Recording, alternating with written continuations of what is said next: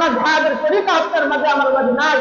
আপনি আমি দাবি করতেছি রাসূলের মুহাব্বত ইশক আমার ভিতরে আছে, কিন্তু রাসূলের মুহাব্বত এতটুকু তোমার ভিতরে আছে যে জায়গায় রাসূল বলছে একটা দাড়ি কাটলে আমার কলিজায় আঘাত করে, আর সেই জায়গায় আপনি 2 দিন পর পর ক্লিনশিপ করতে পারেন। এই মুরব্বী বাবাজি, এই যুবক বাবা, তুমি কি মৃত্যুবরণ করবে না?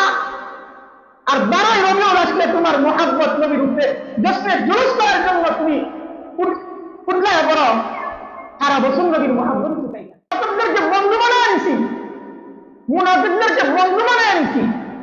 আপনার ধর্মের উপরে আঘাত করে, আপনার কোরআনের উপরে আঘাত করে, আপনার নবীর উপরে আঘাত করে আপনি জবান করে কথা বলতে পারেন না, তাহলে আপনি কেমন মুসলমান হইলেন?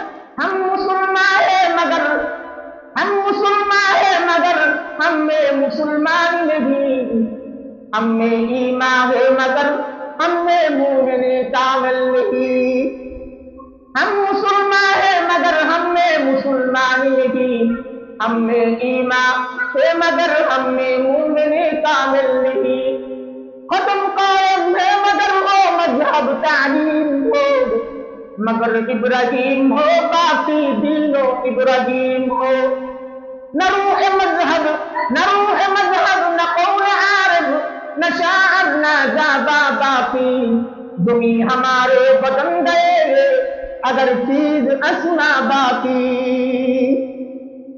বুঝলেন? আমরা তো মুসলমান দাবি করতেছি, আমরা ইমানদার দাবি করতেছি, আমরা ইসলামের সার্টিফিকেট লাগায় চলতেছি, কিন্তু আপনার মাঝে আমার মাঝে মুসলমানের মুসলমানিত্ব নাই, আপনার মাঝে আমার মাঝে ইমানের বরত্বগিরি নাই। ইমানদার দাবি করতেছি, কিন্তু ইমানদারের যে কাজ কর্ম সেগুলো আপনার অন্তরে আমার অন্তরে নাই। আপনি আমি দাবি করতেছি ইমাম আবু হানিফার অনুসরণ করি, কিন্তু ইমাম আবু হানিফা রাহমাতুল্লাহি আলাইহির মাযহাবের তরিকা আপনার মাঝে আমার মাঝে নাই। আপনি আমি দাবি করতেছি রাসূলের মুহাব্বত ইশক আমার ভিতরে আছে, কিন্তু রাসূলের মুহাব্বত এতটুকু তোমার ভিতরে আছে যে জায়গায় রাসূল বলছে একটা দাড়ি কাটলে আমার কলিজায় আঘাত করে, আর সেই জায়গায় আপনি 2 দিন পর পর ক্লিনশিপ করতে পারেন। এই মুরব্বী বাবাজি, এই যুবক বাবা, তুমি কি মৃত্যুবরণ করবে না? আর 12 রবিউল আসলে তোমার মুহাব্বত নবীর উপরে জশ্নে জুলুস করার জন্য তুমি উঠলায় বড় সারা বছর নবীর মুহাব্বত উঠাই গেছে। নবীর আলাইহিস সালাম তার সিরাত, যার ভিতরে সিরাত আছে তার ভিতরে মিলাদও আছে, তার ভিতরে সিরাত আছে তার ভিতরে মিলাদ আছে, কারণ কি সিরাতের ভিতরে সমস্ত কিছু এসে গেছে। আর মিলাদ যেটাকে বলা হয়েছে সেটা হচ্ছে রাসূলের জীবনী আলোচনা করা। তোমরা রাসূলের জীবনী আলোচনা বাদ দিয়ে তোমরা পাকিস্তান থেকে তাহের সাথে আইয়া রাস্তা ব্লক করে দিয়ে শত শত মানুষ নিয়ে নবীর জশ্নে জুলুস আদায় করো, কিন্তু নবীর খতমে নবুয়তের কাজও নিয়ে টানাটানি করে সেই জায়গায় তুমি স্লোগান দিতে পারো না। তুমি কিসের এসকে রাসূলের মুহাব্বত?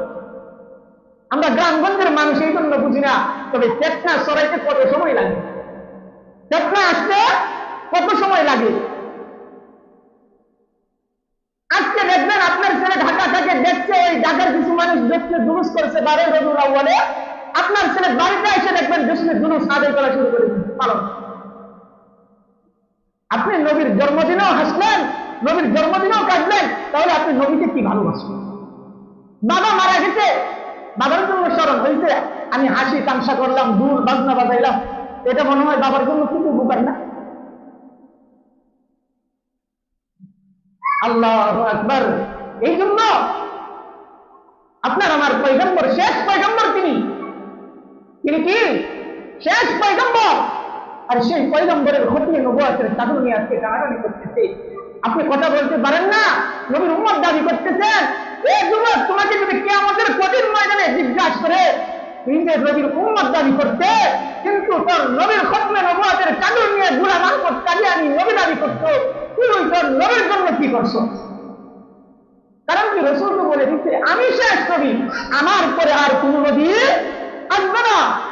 আর আজকে সেই নবী আলাইহিস সালাম যাকে মুহাব্বত ছাড়া আল্লাহ তাআলা বলছেন তোমরা যদি আমাকে মুহাব্বত করতে চাও তাহলে আমার পয়গম্বরকে মুহাব্বত করো, আর তোমরা যদি পয়গম্বরের মুহাব্বত পাইতে চাও তোমরা উলামায়ে কেরামকে মুহাব্বত করো। আজকে উলামায়ে কেরামের মুহাব্বতও অন্তরে নাই, নবীর মুহাব্বতও অন্তরে নাই, আল্লাহর বিধান আল্লাহর হুকুম মানার মাঝেও আমাদের কোন দ্বিধাবোধ করি। আল্লাহর হুকুম মানতে হবে যে সেই ভয়টা অন্তরে নাই। নবী আলাইহিস সালামের তরিকায় চলতে হবে সেই ভয়টা অন্তরে নাই। কারণ কি শিখবো কিভাবে? শিকার জিনিসই তো ভুলে গেছে। শিখবো কোথায় থেকে তরিকাটা, শিখবো কোথায় থেকে আল্লাহর বিধানটা, সেটাই তো ভুলে গেছে। এই জন্য